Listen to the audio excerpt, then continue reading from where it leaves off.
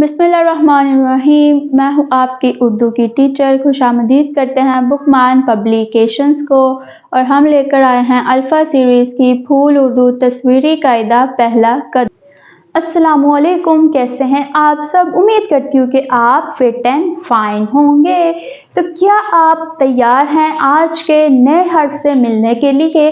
तो आइए मेरे साथ, आज मैं आपको मिलवाती हूँ जीम के खानदान के आखिरी हर्फ के साथ, और वो है खे। क्या है? खे। खे की पहचान के इसके ऊपर एक नुक्ता होता है। तो चलिए पढ़ते हैं खे से बनने वाले अल्फाज। खे खा खैमा, खेखा खैमा। खे ख खुबानी, खेखा खुबानी। खेखा खरगोश, खेखा खरगोश।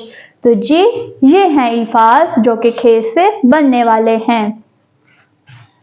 तो क्या आपको पता है कि अगला कदम हमारा क्या है? जी हाँ, अगला हिस्सा हमारा एक छोटी सी और मज़ेदार सी नज़म को बनाने का है। इस तस्वीर को देखकर कि इस नज़म में क्या हो रहा है, तो आइए देखते हैं।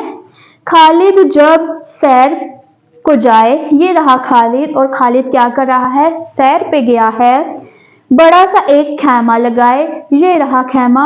कपड़े के इस तरह के घर बनाने को हम क्या कहते हैं? खैमा। खरगोश खरबूजा खाता जाए, ये रहा खरगोश, और वो क्या खा रहा है? खरबूजा। और मजे उड़ाता जाए, कौन उड़ा रहा है मजे? खरगोश। तो आइए फिर से नज़म को पढ़ते हैं।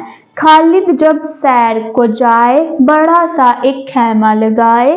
खरगोश खरबूजा खाता जाए, और मजे उड़ाता जाए।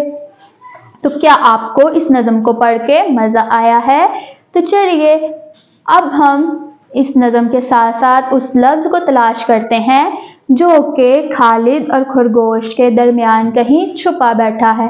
तो आइए मेरे साथ खेल खेल में तलाश करिए उस लफ्ज़ को, जैसे कि है खे ख खैमा, खेखा खुबानी और खेखा खरगोश। तो हमने पढ़ लिया है, और ऐसा क्या है? उस लफ्ज़ का इशारा आपको नज़म में पहले से मिल चुका है। तो अगर आप उस नज़म को एक दफ़ा दोहराएंगे तो आपको वो लफ्ज़ मिल जाएगा।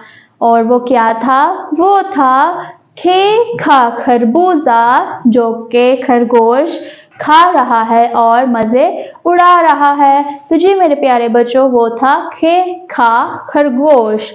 तो आइए चलते हैं आज के अगले हिस्से की तरफ, जो कि है तरबियत मेरे प्यारे बच्चों की। तो चलिए सीखते हैं आज की अच्छी बात। प्यारे बच्चों, अपने वालिदैन का हमेशा ख्याल रखें, उनके साथ अदब व एहतराम से पेश आएँ। तो जी मेरे बच्चों, अपने वालिदैन से खूब प्यार करें, उनकी इज़्ज़त करें और उनका कहा माना करें। तो ये थी हमारी आज की तरबियत। तो अब बारी आती है सबक के आखिरी हिस्से की तरफ जाने की, जो कि है लिसानी मश्क। पहला सवाल है, खे की क्या आवाज़ है? तो अगर आपको खे की आवाज़ की पहचान हो गई है तो आप बता सकते हैं। खे से एक फल का नाम भी बनता है, सोच कर बताइए। खे से और किस फल का नाम बनेगा? दो फलों का नाम तो हमने आज के सबक में पढ़ लिया, खेखा खुबानी और खेखा खरबूजा। और कौन सा फल बनता है ये आप सोचकर अपनी टीचर को बताइए।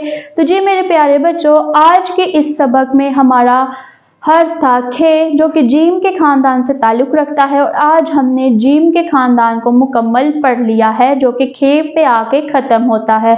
तो चलिए हम आपसे मिलेंगे हरूफ तहज्जी के अगले हरूफ के साथ, लेकिन अगले वीडियोज़ में। तब तक के लिए अल्लाह हाफिज़।